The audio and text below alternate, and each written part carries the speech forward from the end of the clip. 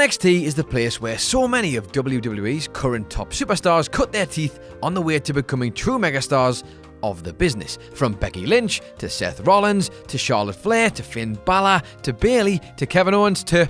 well, you get the point. Regardless of just how good they may have been before signing with WWE, so many of the current crop of top stars gained some extra seasoning in the yellow and black brand. Of course, not everybody who signs with NXT is guaranteed to become a major star in WWE. As a matter of fact, some of those who have passed through NXT have barely been heard of since. Seriously, whatever happened to Marcus Lewis? As they've dropped off the face of the wrestling landscape entirely. On the flip side of that, leaving WWE and NXT can sometimes prove to be a masterstroke that ultimately sees a talent flourish elsewhere from underneath the WWE umbrella. And it's those fledglings who flew the roost to become soaring superstars elsewhere who we're going to focus on today. I'm Adam Nicholas, and these are 10 wrestlers who failed in NXT but were successful elsewhere.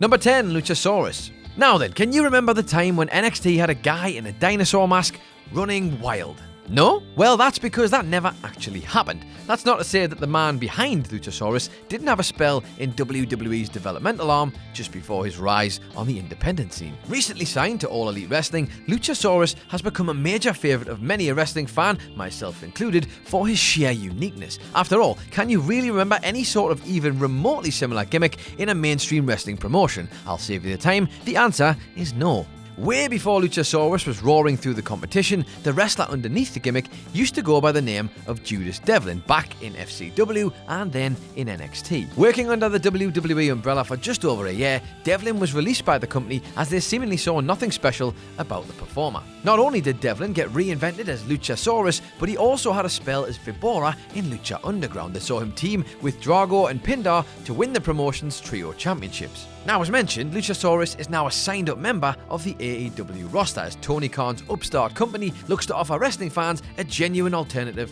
to WWE.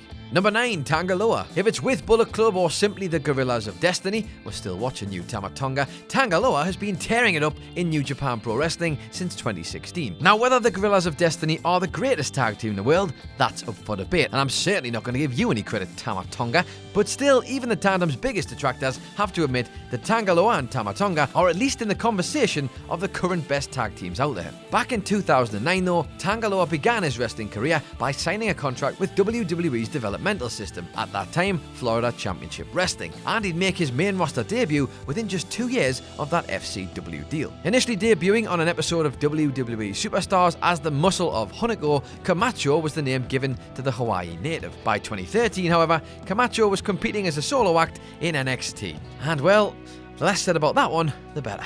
Camacho's time in NXT fizzled out with a whimper in 2014, but following a brief spell in Impact Wrestling, this talented performer has really begun to shine since landing in New Japan in 2016. Number 8, Katrina. As Maxine, Carly Perez was a standout part of the early days of NXT. Whether as an in-ring talent, a manager, or even as a commentator, Perez felt like a star in the making who fits so much of what WWE looks for in its female superstars. Unfortunately, those NXT days didn't end well, as Carly quit WWE in 2012 due to being frustrated at how she was being used.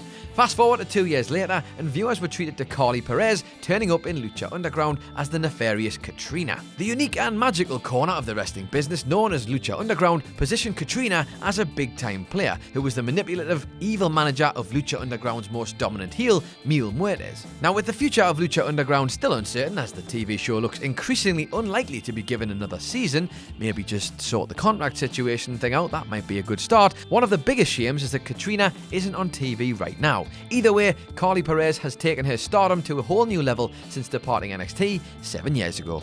Number 7, Ivelisse. Much like the aforementioned Carly Perez, Ivelisse Velez is somebody who found great success in Lucha Underground after departing WWE and NXT. In addition to being 1/3 of Lucha Underground's first ever Trios champions, Ivelisse similarly impressed in Shimmer and in multiple stints with Impact Wrestling. Before being recognised as one of the best female wrestlers in the business, Ivelisse came onto WWE's radar back in 2011. It was back then that Ivelisse took part in WWE's Tough Enough before signing a developmental deal later that year. From Florida Championship Championship Wrestling to the infancy of NXT, Ivelisse continued to hone her craft before WWE decided to release her from her contract. Ivelisse seems to be one of those wrestlers whose career is in limbo right now due to the ongoing contract dispute between Lucha Underground and several of their performers. Still, her future looks like it might see her return to WWE, with the talented grappler attending a WWE tryout just this past April. Now, whether anything comes of that at all, we'll have to wait and see, but it seems likely that we're waiting to hear about the contract situation in Lucha Underground. Number 6, Bram. Now, the story of Tom Latimer is one that could have been oh so different. If you remember, Latimer looked like becoming a huge WWE star as Kenneth Cameron of The Ascension. Now, before they became the sham tag team that they are now, after having become a really good tag team in NXT, The Ascension was a fascinating pairing of Kenneth Cameron and Connor O'Brien that had an almost vampire-like edge to them. With The Ascension one of the hottest acts in NXT, the wheels well and truly came off when Latimer was charged with drunkenly assaulting a police officer. Yep, that'll do it. While The Ascension were repackaged and eventually became a laughingstock on the main roster, and god damn it, think of how good they were in NXT, Latimer would eventually end up landing in Impact Wrestling as Bram. From 2014 to 2017, Bram was one of Impact's most intriguing acts. Whether as a heel or babyface, the Britain's look and rough in-ring style made him constantly come across like a true badass.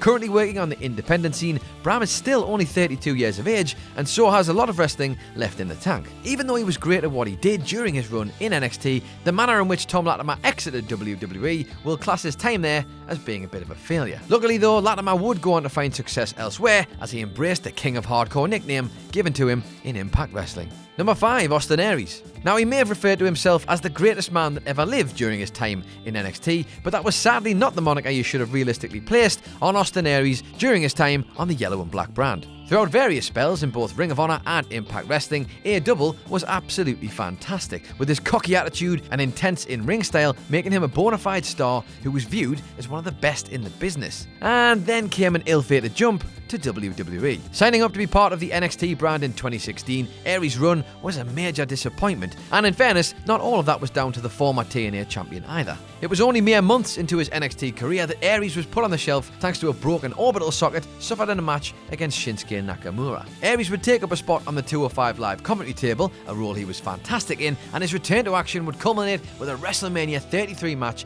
against Neville. But having failed to really make the impact he wanted to, A-Double requested and received his WWE release only 3 months after WrestleMania. During his NXT days, many fans had pegged Austin Aries as a prime candidate to become the NXT champion. Sadly, it wasn't meant to be, and the greatest man that ever lived would return to Impact Wrestling before more recently competing for MLW. Number 4, Eli Drake. Every now and again, those in the wrestling business talk about the magical it factor that a truly special talent has to have if they're going to connect to a mass audience. And one person who has that special something is Eli Drake. A fantastic talker and a good in-ring hand, Drake became one of the very few bright lights of some absolutely dire years in TNA and Impact Wrestling upon arriving in the company in 2015. Where his time in NXT is concerned, Drake actually had a couple of stints with WWE. The most notable of these spells came in 2013, with the real-life Shawn Ricker heading to Florida to begin training under the NXT brand. The charismatic Ricker would only have a total of 13 matches in NXT before being released from his WWE contract just 8 months later in August 2014. In a move that could see things coming full circle, WWE have recently reported interest in signing Eli Drake over the past couple of years, and even more so now that Drake is a free agent after leaving Impact Wrestling earlier this year. Number 3, Sami Callihan. In recent years, Sami Callihan has proudly referred to himself as the Draw, as he's continued to cause quite the buzz throughout the wrestling industry. But even before his time under the WWE umbrella, Callihan had amassed an impressive reputation for himself with stints in promotions such as CZW, Ring of Honor, Dragon Gate, and Pro Wrestling Guerrilla. Upon signing with WWE and NXT back in 2013, he was rejigged as a computer hacker called Solomon Crow. Whether the gimmick could have ever really worked, nobody knows for sure, because to be honest, Crow ended up being used so sporadically and without any real intent despite the super brief rivalry with Kalisto. Since asking for and receiving his WWE release in 2015, Sami Callihan has made himself one of the most sought after talents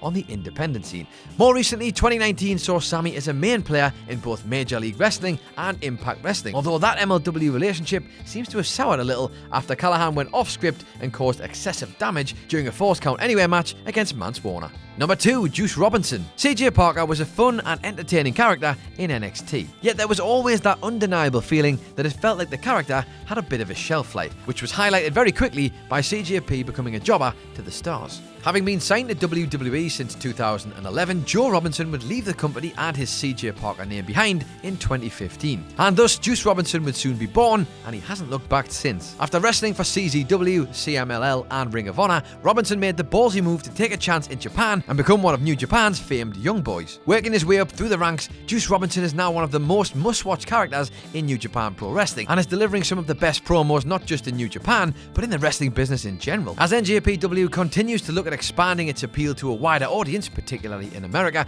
Juice has been a key figure on New Japan programming and has held the prestigious IWGP United States Championship on 2 occasions already. On more than one occasion, Juice has stated just how much he's loving life in Japan and has no plans to make a permanent return to North America anytime soon. He's a shining example of what can be achieved when you take a chance on yourself away from WWE. And number 1, Tessa Blanchard.